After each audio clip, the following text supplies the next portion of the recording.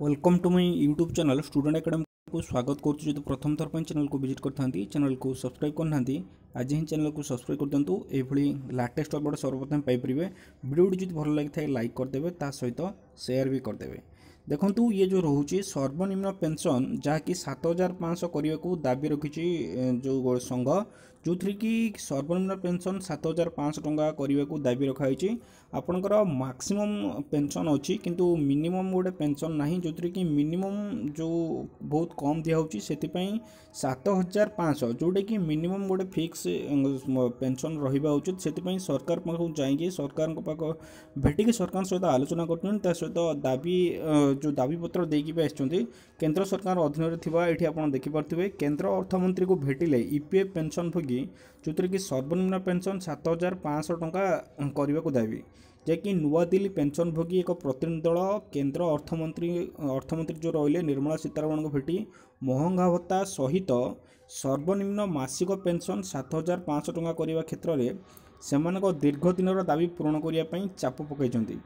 EPS 95 रो जातीय आंदोलन committee द्वारा जारी एक विवृत्ति अनुसार केंद्र अर्थमंत्री जो निर्मला सीतारमण प्रतिनिधि मंडल को जणाइछन्ति जे सेमानक दाबीर समीक्षा करा जिवो एवं सहानुभूतिपूर्ण भाव में समाधान कर सी जो दाबी देइछन्ति केंद्र मंत्री निर्मला सीतारमण कहते दाबीर समीक्षा करा जिवो माने देखा जिवो दाबी को आलोचना करा जिवो तापरे सहानुभूति भाव में समाधान करा जिवो जहाँ भी समस्या अच्छी ताको आमे समाधान करिवो सहानुभूति भाव में।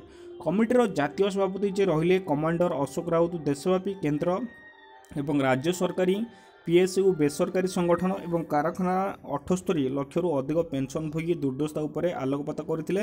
दीर्घ 7-8 वर्ष धरी डीए सहित आपणकर सर्वनिम्न मासिक पेंशन 1000 टंका परिवर्ते मासक एमाने पेंशन पाउछन 1000 टंका तेणुक से जो 1000 टंका पाउछन सेटा को 7500 टंका करने सरकार पाखे दाबी रही। पेंशन भोगी तांको पति पत्नी मागणा चिकित्सा सुविधा दाबी हो आसुचे।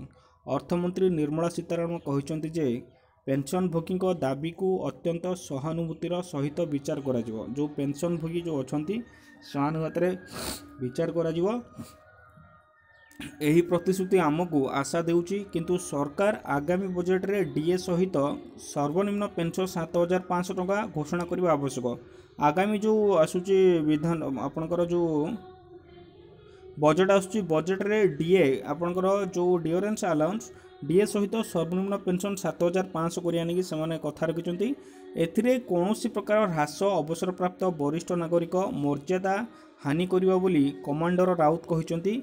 केतक श्रमिक संगठन सर्वनिम्न 5000 टंका पेंशन दाबी करिया नहीं से समालोचना करचंती। आउ किछि संगठन अछि जो माने कि सर्वनिम्न पेंशन 5000 बोली से माने दाबी करचंती तेणुकरी से तांको समालोचना करथिले। एहा पेंशन भोगी मौलिक आवश्यकता प्रति अपर्याप्त एवं अन्य बोली कहचन। तेणुकरी 7500 टंका से जो पेंशन भोगी सर्वनिम्न कहचंती से 7500 ता सहित निर्मला सीतारमण कहचंती कि दाबी उपर आलोकपात करा जिवो तापर चाहिए आलोचना करा जिवो आलोचना कला परे समाधान कर सारा परे तापर चाहिए घोषणा हबो। एतिक थिला इनफॉरमेशन।